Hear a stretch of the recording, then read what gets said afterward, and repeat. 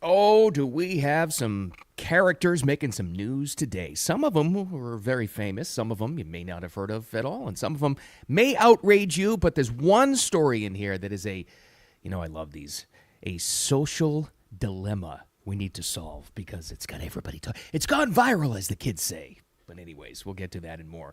The first story we're going to talk about are Elon and Dawn, who are becoming besties right before our very eyes because the Hannity interview aired last night.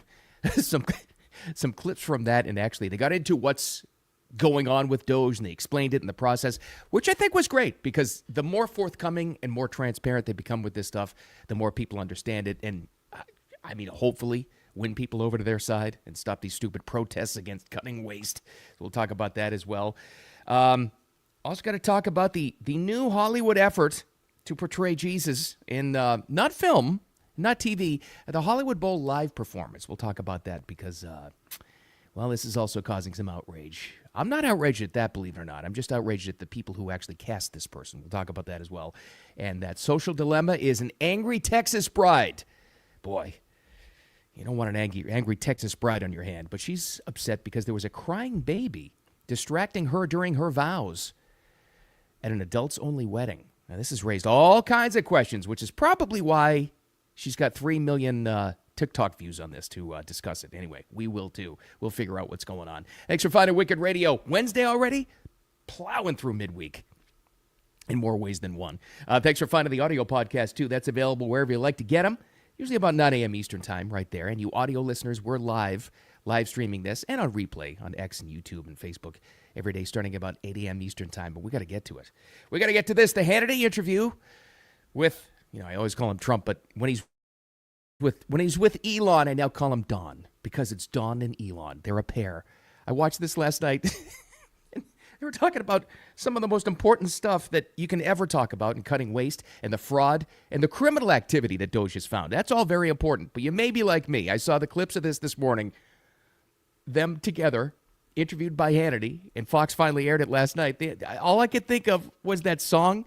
Remember that? We're the two best friends that anyone could have. There's a true mutual respect and admiration between the two of them. But there's also a friendship developing that's really, really interesting. And it kind of came to the surface almost immediately in the interview. I wanted to find somebody smarter than him. I searched all over. I just couldn't do it. I couldn't. You really tried hard. I couldn't find anyone smarter, right? So we had it for the country. But this is the thing. We settled on this guy. Well, thanks for having me. So I'm just trying to be. Two best friends that anyone could have. Did you hear Elon at the end there? He goes, well, thanks for having me. It's just, even Hannity goes, this is going to be tough. It's like interviewing two brothers. And then, of course, Hannity. By the way, Sean Hannity is quickly gaining a reputation that everybody is kind of keyed in on. If you've paid attention to this for a long time, you see it too. God, he can't stop interrupting interviews. It's getting really bad. And because it was 2-on-1 or 1-on-2 last night, he's got to shut up every once in a while and just let people talk because he interrupted them constantly. And that throws Elon off because Elon's kind of like, he is on the spectrum. So if you throw him off a little bit, he's got so many thoughts coming out of his head. But anyway, it was interesting. And they did get, of course, beyond the silly stuff that I'm talking about. They did dig to what's important. And they keyed in on this as well. And I love this.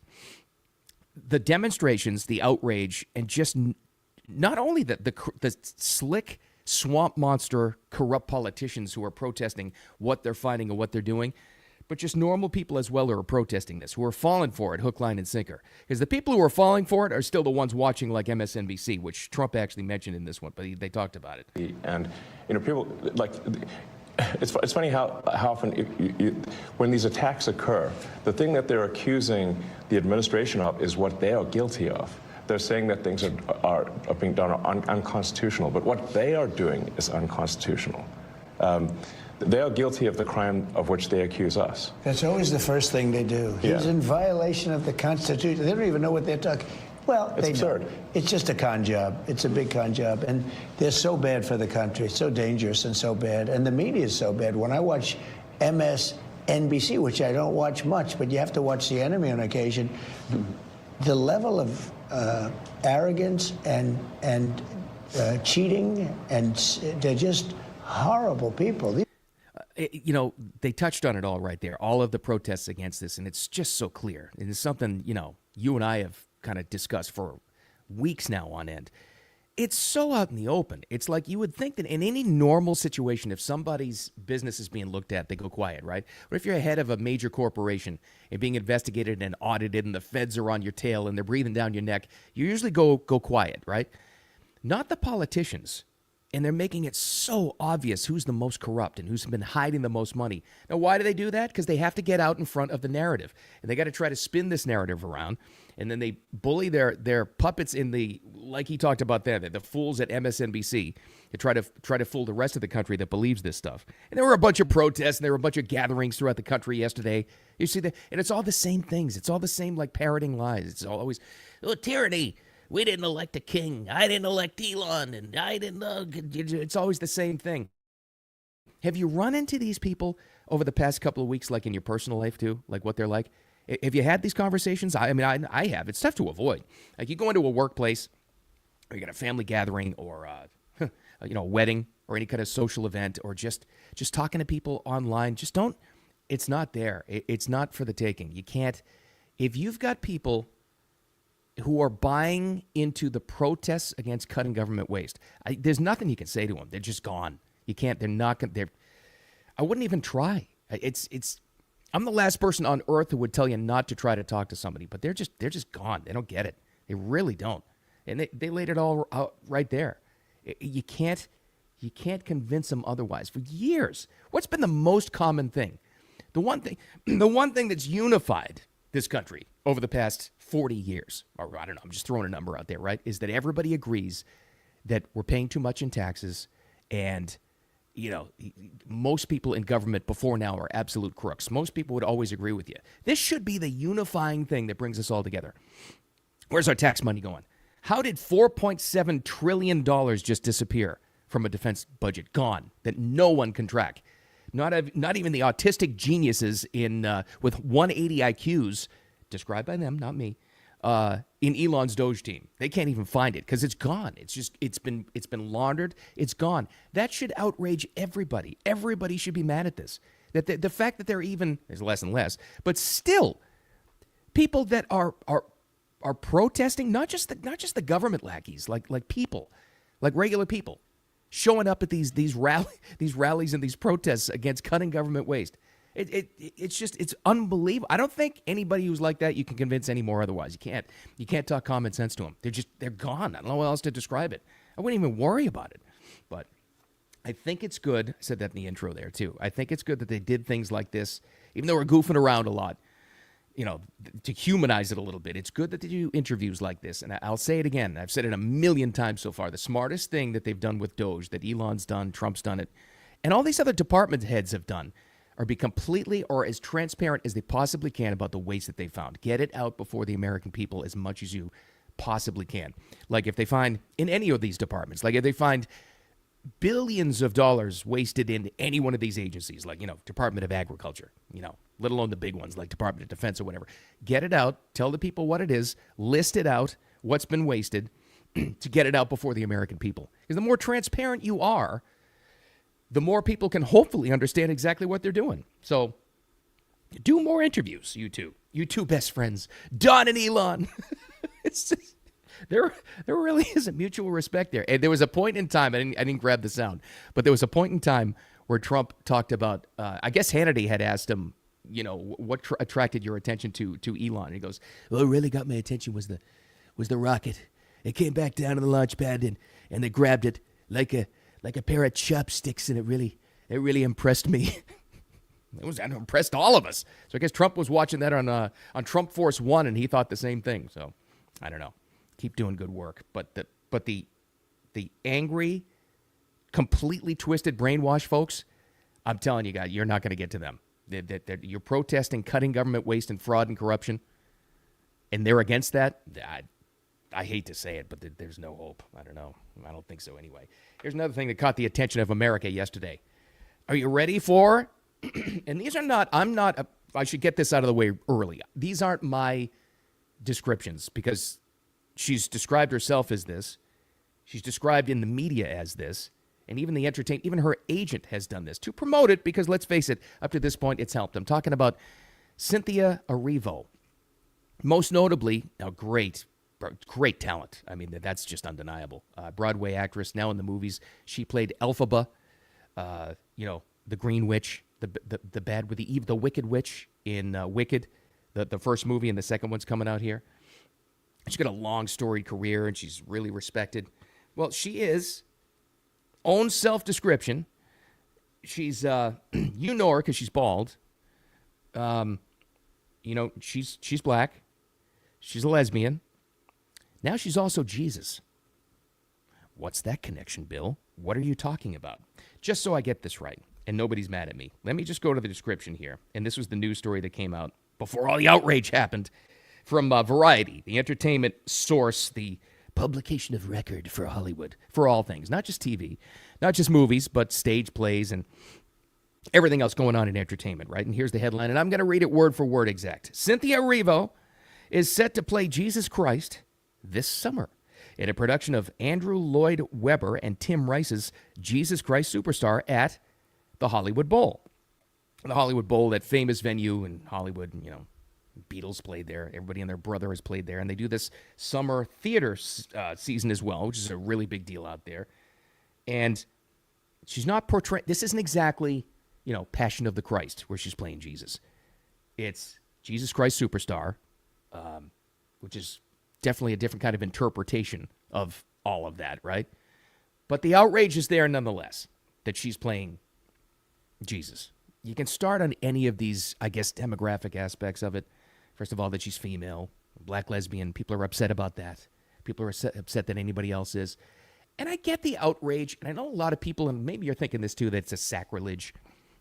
The Christians are upset about this. I understand that. There's been a lot of takes that I'm not really down with. Because I'll be completely honest with you. I'm outraged too, but not for the reason you may think.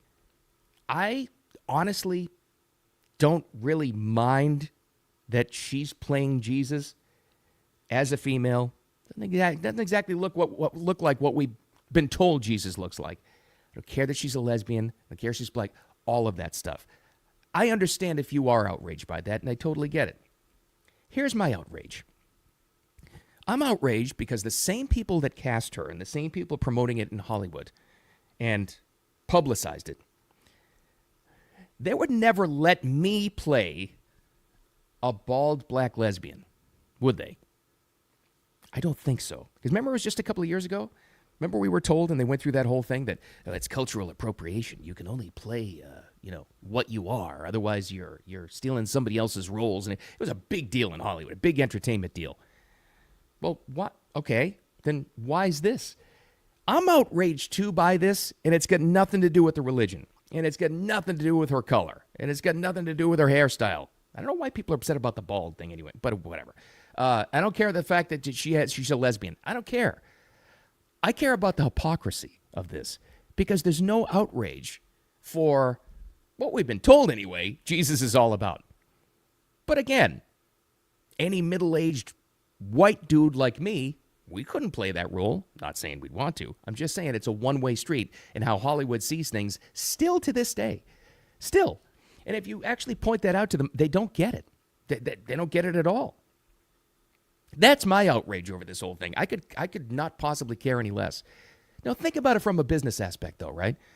When's the last time any of us who are on the East Coast or don't know about the Hollywood, theater series for this coming summer, when would you ever care? When would we ever talk about it? Outrage sells. It just does. Do you think that had a factor in casting Cynthia Erivo as Jesus in Jesus Christ Superstar? Of course it did. Of course, from their perspective, it's getting publicity, it's getting reposted. This thing was it was trending, I think, yesterday at one point, like top 3 in the nation, not just entertainment. Of course, that's an aspect of it. But it'll also, what I'm hoping is, point out the Hollywood hypocrisy. And this goes like for everything, It's because it's that one-way street. You can't take anybody else's role out of your race or gender or preference or whatever the hell it is. You can't. But they can. Along with that publicity, it's going to come more questions. So maybe it's a good thing in the end. I don't know.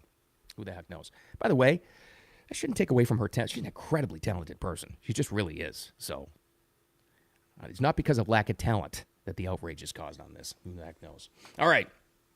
A social dilemma that's gone viral. Oh, I'm all in on this. I love it because it raises questions. Now, this was huge. How huge? To the tune of 3.5 million TikTok views. Ooh. Doesn't matter unless you get 3.5 million TikTok views anymore, right? Talking about the angry Texas bride. Now, this got picked up everywhere yesterday, and it's only getting bigger. And it's one of those stories that has raised many different questions, and most people have a take on this because if you're an adult, who hasn't gone to a wedding or has had a wedding? And the whole crying baby issue has always been a thing, you know? Crying baby in a restaurant, what do you do? Take out the kid? What's the dilemma? Crying baby on a plane, what do you do? Well, this has got them all, including the new trend, which popped up, I'd say in the past 5 years, of putting out on invitations an adults-only wedding. Here's a write-up. Angry Texas bride had to struggle through her wedding vows. Didn't look like too much of a struggle to me, by the way. She was just a little distracted. Anyway, after a disrespectful guest, as he's being called, allowed his baby to bawl nonstop during the adults-only ceremony, as seen, like I said, in the TikTok video, which has over 3.5 million views now. Want to get a sense for the crying baby? It was actually louder than this in person, I'm sure, but it's just a little sample of the baby during the vows as their preacher friend, whoever's reading the vows to them, is trying to reach it. Sound a little like this for the perspective. My wife, who, God bless her soul, has listened to me practice this about 50 times over the last few weeks, but I'm the only one that knows them. And one of the questions I asked was, when did you know you were in love and wanted to spend the rest of your life together? Okay, crying baby, I get it. You know, something happens too. I don't know. When you're a parent, and if you're a parent, you kind of know this. You're either hypersensitive to a crying baby after going through it, after living it, or you just kind of tune it out. I'm on the tuning out side. Like before we had kids, like a crying baby on a plane used to send me through the roof. It's like, oh my God, I can't deal with this. I don't know. There's something about after having kids, I think I kind of understand. I'm like willing to give more slack to the parent that is at least trying. That's what I look for in any situation, restaurant or a plane or a situation like that. At least if the people are trying to calm down the baby or take the baby outside, I'm totally cool with it, whatever. Didn't seem to be the case with this one. So here's the quote from the bride, whose name is Claire Kendall Tates, I think her name. She's only 25. The crying baby definitely distracted me and left me feeling disrespected. So there's some emotion tied to this whole thing. While describing the bawling wedding crasher, the moment occurred during the Fort Worth-based actress preparing to tie the knot with the love of her life during what was supposed to be a child-free affair aside from the pair's nieces and nephews. All right, let's talk about this adults-only wedding thing. Surprisingly to me, a lot of the outrage, and everybody seems to have a take on this story so far, which is why I love it. You really do.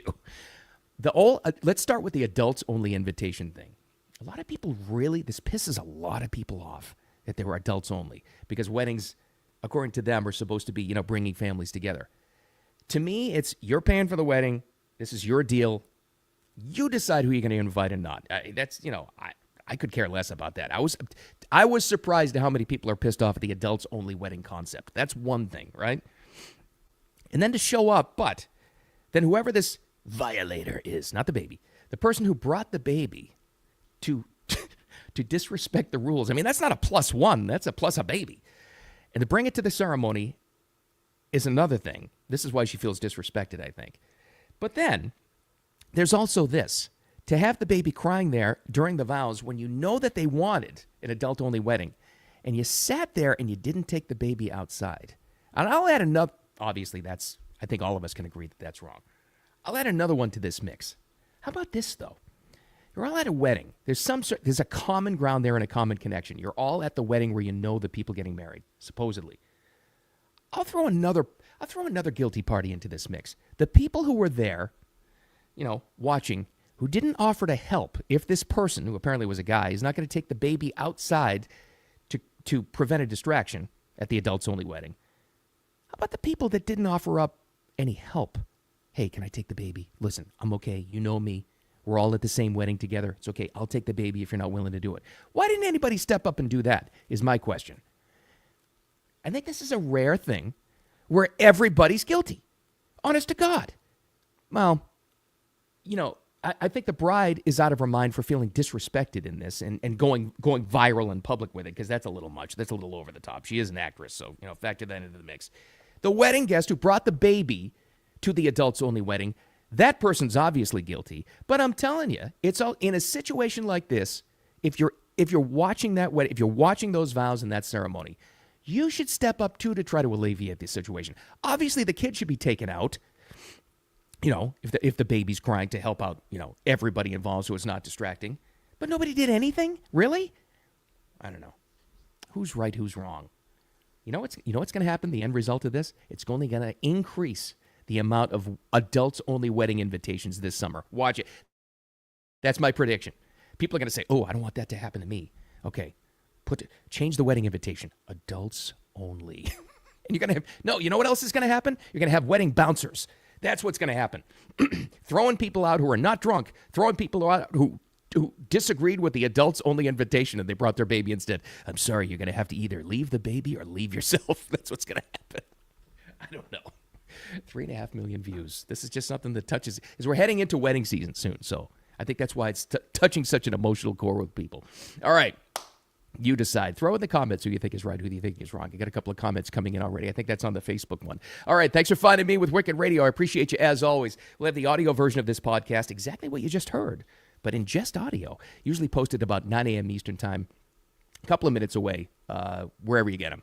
Spotify, iHeart, Apple Podcasts, wherever. And thanks for sharing that and downloading, because that's growing way more than anything else. So I appreciate you so much on that. And you audio listeners, we're live every single day on the live stream on X and on Facebook and on YouTube as well. And that's a replay on the live stream. You know how the whole thing works. All right. Takeaway, the first one. Listen, if a crying baby is in the room, help out, even if it's not your baby. And the second takeaway, and I guess the bride believes in this one, don't ever take any crap from anybody. You don't have to. All right? And we will, I don't know who the heck knows what's going to happen tomorrow. The week is flying by already, and I love that. But we will figure it out. And we'll talk about these characters making news. And before that happens, have a wicked awesome midweek, and I'll talk to you tomorrow.